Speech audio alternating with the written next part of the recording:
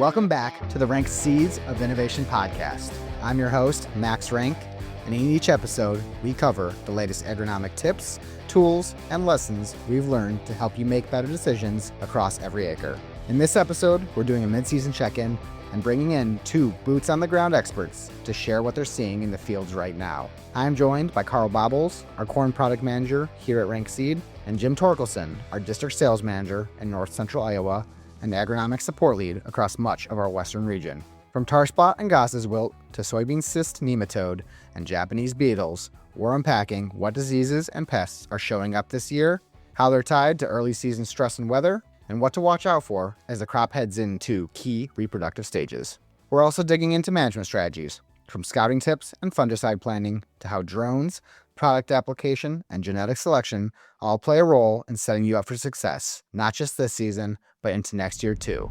Let's jump in. First things first, we're going to have them introduce themselves. So Karl, we'll start with you. Yeah, I'm Karl Bobholz. I'm the corn product manager for Renk Seed. My main focus is really focusing the lineup, walking cornfields during the summer, walk them in the fall, and then compile all that insights and connect it to the data that we get. And then we use that to both select the new products that we bring into the lineup and also understand how our current products are doing against the other competition. So really everything from research into sales is kind of my day-to-day. A little fun fact, I detailed corn all the way back in 1993, Max. So you're not that far away. Yep, not too far away at all. Jim, go ahead. Jim Torkelson. I work as a district sales manager and agronomy support in North Central Iowa. I also cover primarily most of our representatives west of the Mississippi. My area of expertise is soybean genetics. I was a soybean plant breeder for a few years, then worked into the sales environment 26 years ago now. I generally do a lot of troubleshooting for our customers and our dealers. If they have questions, people send me pictures, things like that, get a little background on what's going on to try and diagnose any challenges they may be having and any corrective measures they could take. I guess my question for you is, what is the most unique thing you've seen in the industry since you've been in it, which, as you said, has been more than a few years now? I'd say one of the most interesting things was the development of the Roundup Ready soybean. So I was on a breeding team when that innovation first came out. It was kind of wild to watch growers first going out and applying Roundup herbicide on those beans because it was almost like there was a sense of trepidation. And I actually spray Roundup on these beans without killing them. And you could see guys would run one tank of spray and then stop and wait a while because they were fearful they were going to kill their soybeans. Along that way, we've made some advances with soybean cyst technology, other herbicide systems. Those types of things have been kind of interesting developments. As far as unique things, that's really, really difficult to explain. Maybe one of them was a very low population of soybeans in a plot developed white mold, whereas the soybeans planted at 200,000 did not, which is very counterintuitive to what you would expect to see it. Correct. All right, Karl, what about you?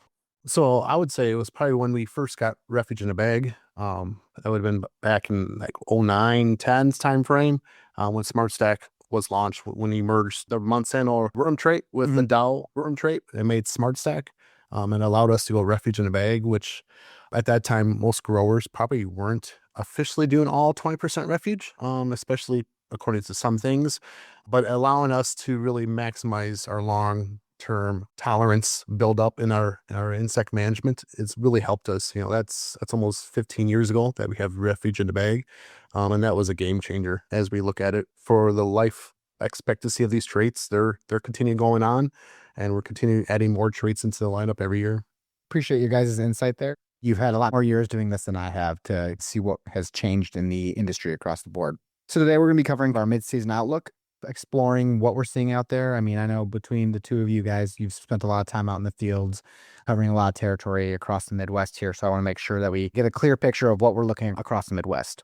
Just going over what the diseases are and insect pressures that we've been seeing, also discussing any abnormalities or what kind of this year is shaping up to be and what we can expect and what we can still do about it at this point in the season to, make sure that we're maximizing all of our crop in the ground. That's a lot of questions there, Max. Yeah. I've been traveling across the Midwest. Where Renk sells, we have a lot of research plots. These early season outlooks is really kind of going back to what we've been seeing. I would say the first thing starting off is in the West, we had a lot of wind damage early on. Seedlings that were, V1, V2 coming out of the ground, they were, wind right back down to nothing from the sand and other pieces of material flying around from the winds. That does have a higher tendency to have more Goss's wilt in those areas. There are some early reports out of that western, Nebraska, South Dakota, Minnesota, especially those areas that had a lot of wind damage. There are some early signs of Goss's wilt, and that would be further north than normal. But it's never a never up there. But Nebraska is kind of the epicenter for it for a long time. The second thing I would say would be tar spot.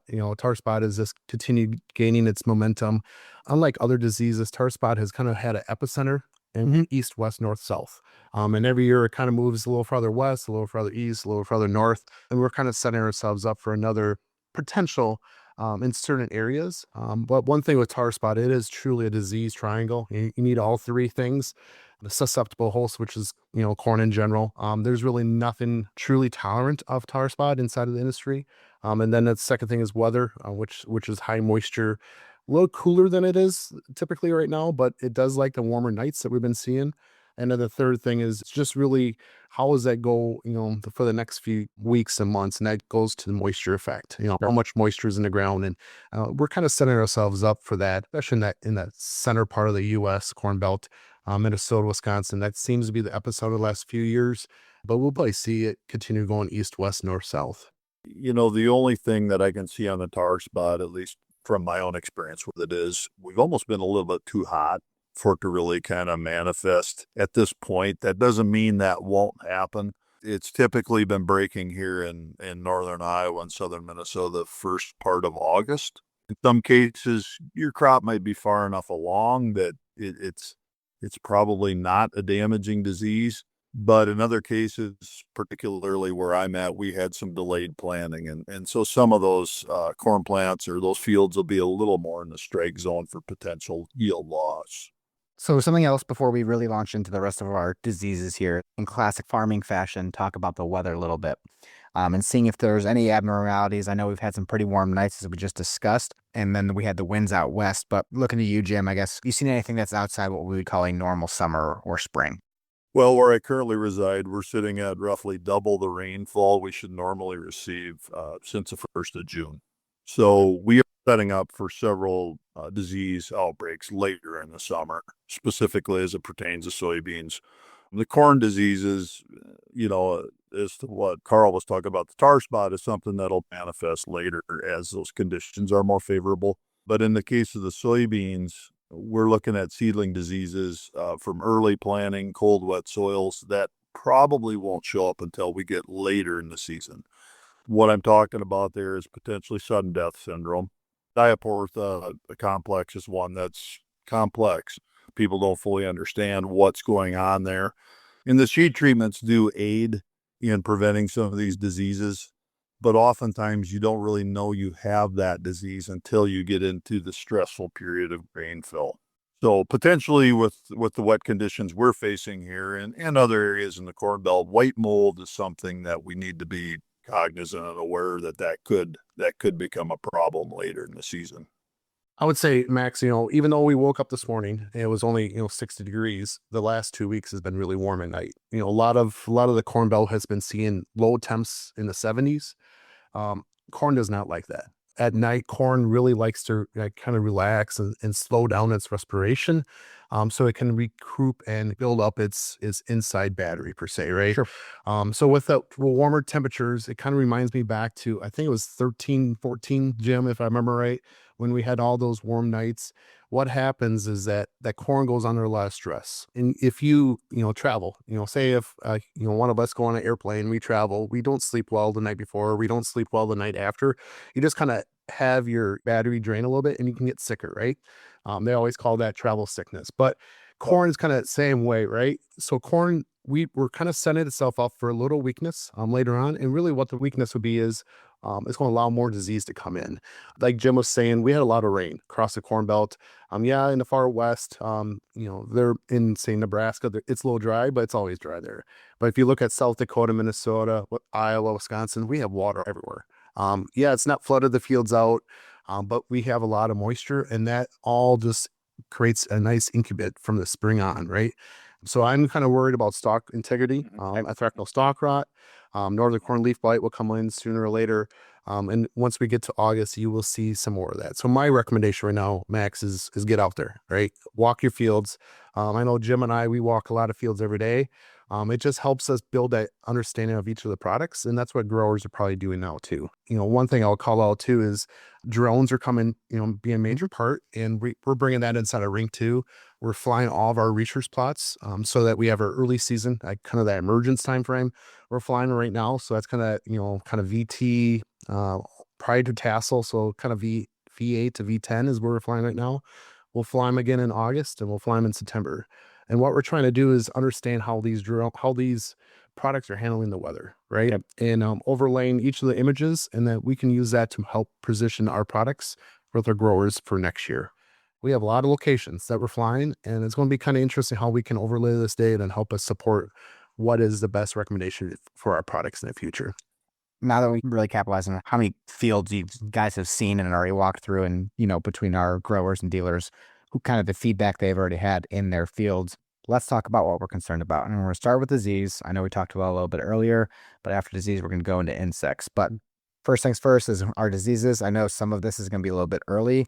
We already talked about Goss's wilt, so let's start there and what we're seeing out west, especially with that extra material damage from the wind damage to the plant. As Karl touched on, we had a wind event in, I believe it was in late May. It was about a 3-day wind event. Persistent winds in the 30-mile-per-hour range, sandblasted corn, sandblasted beans, cut some beans completely off that required replanting. Because unlike corn, the growing point of a soybean plant is above ground from the second it emerges. You cut that growing point off, you got to start over. Corn, we've got a few weeks here before that growing point's up, so we can salvage that crop, even if it does get a little bit of wind damage. It doesn't mean that it's not going to be open for pathogens, though.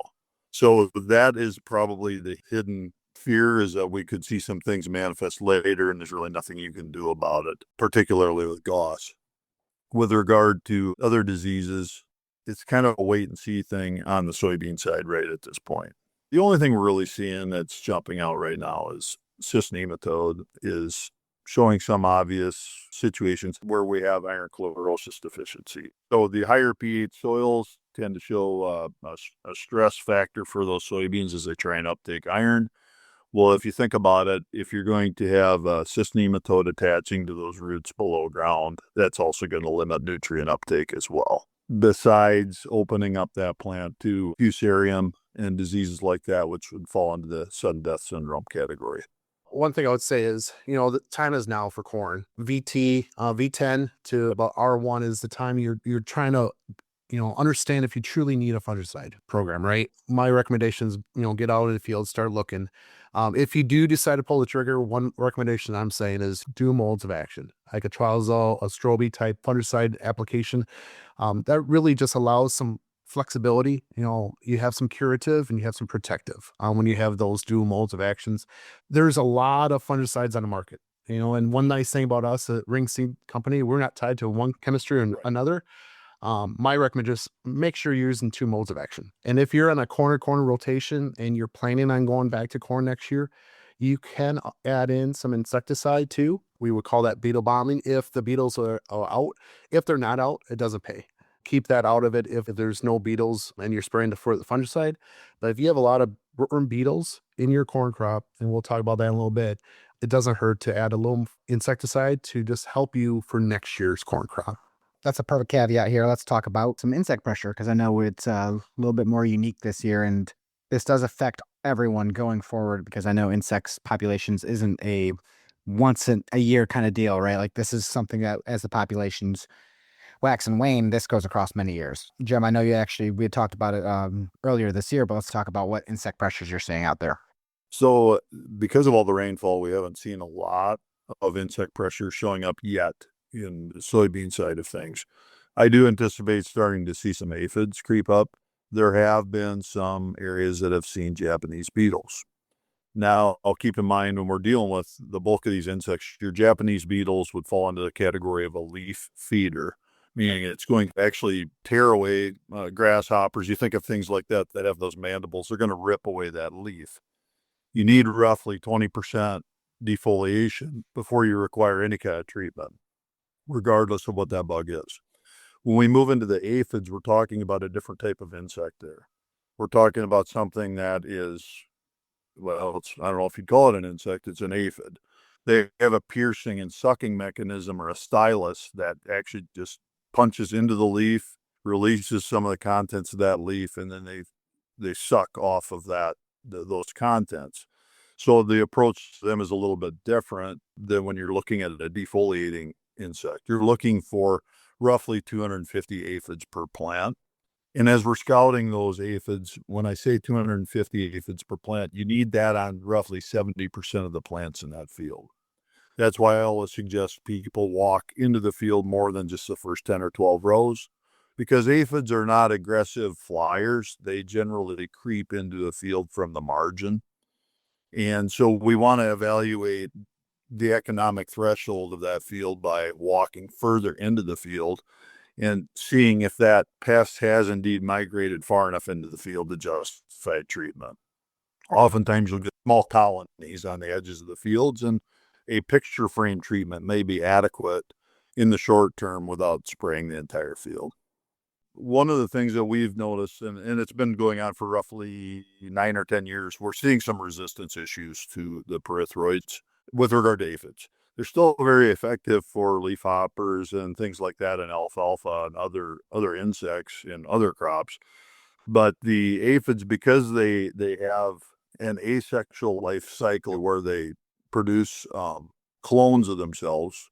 Each female has roughly 7 to 9 clones that they are impregnated with at the time they're born. And so they can blow up very quickly. Insects that have the ability to blow up quickly also have a tendency to mutate around different control measures. And that is what the case is with the pyrethroids. So Safina is a product that actually goes in and it will affect that stylus. It becomes spongy and it doesn't have the ability to penetrate that leaf. And those aphids then starve. That has been the one product. I've got a number of growers that have used it and said it's extremely effective. Whereas we've had other ones that use the pyrethroids and we're kind of disappointed this last couple of years. You said so Safina is Safina. Yeah, I believe that's the spelling. Perfect. Thank you. All right, Karl, what else do you have to add on our insect discussion here? Yeah, so corn-wise, right now is rootworm larvae, right? So in the ground, rootworm larvae are probably chewing on the roots. Now, one best thing is with this moisture we have, the corn roots are regenerating very quickly. So we probably will keep up with that unless you have some severe strong winds, and that would exaggerate the issue you might have underground, right? Unless you're taking a shovel and digging, you really don't know the true damage that you might be seeing. Again, rootworm larvae are rootworm in general kind of goes eves and O's, kind of like every couple of years it'll get pretty hot and it'll kind of calm back down. All depends on pretty much the whole 365 days a year, right? Because in the winter, if you get cold weather, good frost, you can kill some eggs. And then in the spring, if you have a lot of rain, you can also kill some. So it depends on population. But right now, I expect that we'll have some areas that will have some root damage. Will it be economical? Probably. We've been seeing that, gain year after year. My recommendations, again, go in your fields, take some looks, especially the, second, third year corn. Again, you're not going to fix this year's crop, but you can plan for next year's. If you're going to decide to go back to soybeans, or if you want to do corn, you got to have long-term management involved. Once they start emerging, which will be pretty soon, the next probably 2 to 3 weeks, you will start seeing them emerge as beetles. Okay. Those beetles can also have another impact. They chew on the silks. So like when you're, seeing the detasseling and all the long silks, and all of a sudden the next day there's no silks and they're chewed off, that's a bad day because that means it didn't fertilize the embryo. So keep an eye on that part along with Japanese beetle. I was in western Iowa and Nebraska last week, and I actually saw Japanese beetle in corn. It takes a lot of Japanese beetle to do anything in corn. But when that silk comes out, they love that silk. That's a lot of sugar coming on that silk. So Japanese beetle are attracted to that too. So again, those are 2 major insects that we have in corn that I think we'll see come back a little more, especially in this weather that we have. Some more southern winds, that's kind of breeds some of those insects and really about emerging and watching what it does to the crop over the next 3 to 4 weeks. So I know we really had to get out and scout and see our crop here, right? Besides that, we have some expectations as well of what we're going to be potentially seeing this year. And again, this is very area dependent.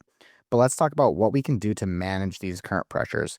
We have tools at our disposal to help take care of our current crop. Well, this ties these two things together.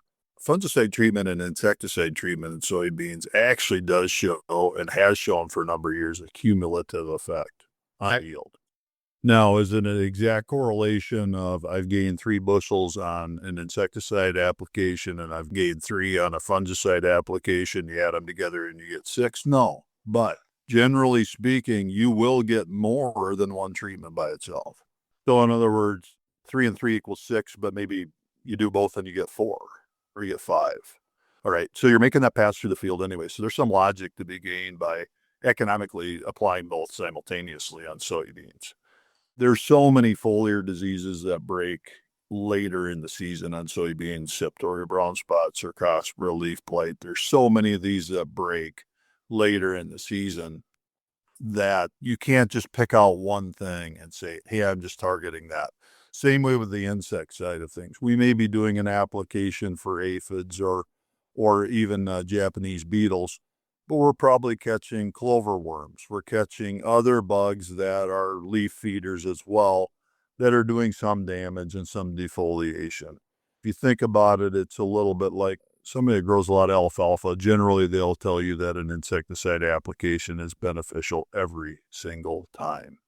They may not be getting potato leafhoppers, but they're getting other bugs as well. So scouting this stuff, to kind of echo what Karl had said, if I'm looking for a fungicide treatment in soybeans, I'm probably going with the newest fungicides that are out there. We are developing some resistances to the QOIs, so you want to move into the very newest fungicides that are out there. If you're going to pay the money, then get the benefit out of it. QOI? That is one of the modes of action on the fungicides. There's multiple modes of action there. They often will blend these different fungicides together. So you could get a benefit from one, and the QI could benefit you on another disease. But specifically, septoria brown spot, some of the cercospora, there's a few things out there showing some resistance. There is one insect, has come up before, but we actually haven't mentioned it, and that would be, was it gall midge? Oh, the gall midge. Yeah. So gall midge, they're essentially a fly. And it looks very similar to an oversized mosquito, really. Gall midges are fairly prevalent or have been prevalent in the West. More so Western Iowa, we do see them occasionally. I have seen them in Northern Iowa, but typically you're only going to see them in a soybean field that's had some damage. So as we touched on earlier, we've had wind damage, we've had some hail, we've had some things like that. Oftentimes I see gall midges feeding or laying eggs in damaged plant tissue. And what you'll see are these little orange maggots. They're quite small, but it is a fly, so it is a maggot that will feed on the damaged or dying plant material. Grass waterways along those areas sometimes are more prone to it. As far as management of them, they can be a real challenge to manage. Economic thresholds, I don't know that I've ever really seen an economic threshold on them. But clipping waterways, rotating your crop, more corn on corn, things like that can help you limit gall midge damage. It's kind of a relatively unknown pest at this point. In fact, when it was first identified, we had to go to Japan to actually have them identify the midge itself, because we had nobody entomology-wise stateside that knew what it was. So that was one of the challenges when it first came out, because it just looked like an oversized mosquito that we were finding around these bean plants. Thanks, Jim, for the gall midge discussion, because that is, I know, we are, as farmers, very visual people, and when you see some damage on our crops, it can be a little concerning, but I know that the midge is kind of one of those that, being newer, there is some concern, but also not a ton of information yet. Well, one additional one would be soybean stem borer. Not been very common in Iowa. I suspect it's due to our more temperate climate, but you get into Kansas, Nebraska. This thing, the way you'll identify it is, and where I've gone into fields, it looks like white mold. We'll have a random dead plant in the field, and people think intuitively I've got white mold, but it shows up in fields, pockets where you wouldn't anticipate seeing white mold. There's not a lot of water involved or whatever, high humidity. So what you need to do is actually go and pull those plants, split that stem, and oftentimes you'll find that borer crawling around inside that stem, hollowing out that plant. The challenge with soybean stem borer is that it will cocoon up in the lower end of that plant and overwinter through that with that stem. Controlling of that insect pest is probably more by tillage than anything else, which is not conducive in some areas as you've got highly erodible ground. But we have seen that creep into Iowa. It's been spreading like wildfire out into the west. It's very difficult to control a borer inside of a plant with any kind of an insecticide. It's almost impossible. And then, Karl, do you have some pieces of information for us here? I would say we had a good discussion here. The last thing I would say is, continue walking your fields throughout the late summer and fall, and really manage your harvest schedule depending on how your crop looks, right? Because, you might have sprayed, maybe you didn't spray, but that corn will tell you when it's time to be harvested, right? So making sure we limit the field loss both in corn and soybeans is all based off of making sure you have good management of harvest schedule in the fall.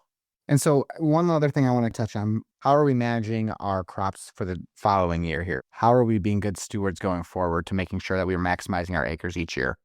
Well, to Karl's point, if you are looking at corn rootworm, one of the things you can do on your soybean side is to manage your weeds. Mm-hmm. If you're leaving big patches of water hemp in your field that could be sprayed, that is a magnet. The pollen from water hemp is one of the things corn rootworm love. You can go out and find a random water hemp plant, shake that plant, you might see hundreds of beetles fly out of that thing. So if you're not managing that in your soybean year, you could be setting yourself up for more of a problem in your corn year. And if you're in a continuous corn situation, beetle bombing is obviously something to help reduce pressure the following year. There is some pockets in Minnesota and Iowa that are, have some drowned out areas from the last, June rains. Make sure we keep those clean in this fall. Keep those water hemps under control. Once the water recedes, there's a lot of water hemp this year. And going back to Jim, those spots will show up next year in corn crop with crop circles, but they were pretty much because of the beetles that were laying eggs in those areas from the water hemp pollen. So, just making sure we continue getting out in the field. You might get sick of me saying that, but it's truly walking your field and understanding what the crop is doing. So we kind of talked about our management pressures going into our following years here, but here at Renk Seed, all we deal with is seed, right? And, especially on the soybean side, that tends to be a lot of resistances and tolerances are built just from the genetics rather than traits we can have on corn. How here at Renk Seed do we help provide our customers with the best tools and seed so that they can manage their crops going forward? Because, Karl, you had mentioned earlier how we're already preparing for next year from what information we're getting now. Yeah, within the Renk Seed Guide, we have a lot of agronomic placement recommendations based off of our research. Both our corn products and our soybean products go through a whole bunch of research trials the prior year.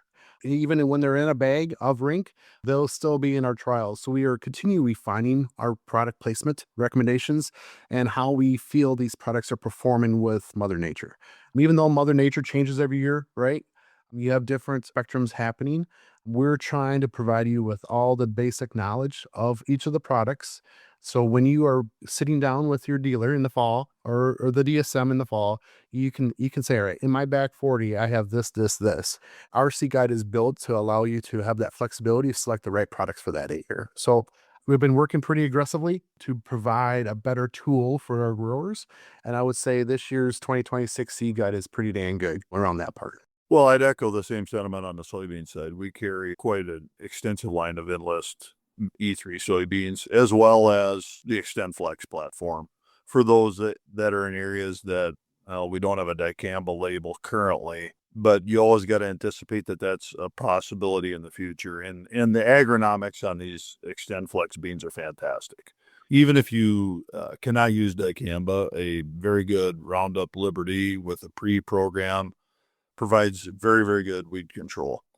And I think people could be missing the boat by just automatically saying, I'm not going to plant XtendFlex beans because I don't have a label for dicamba.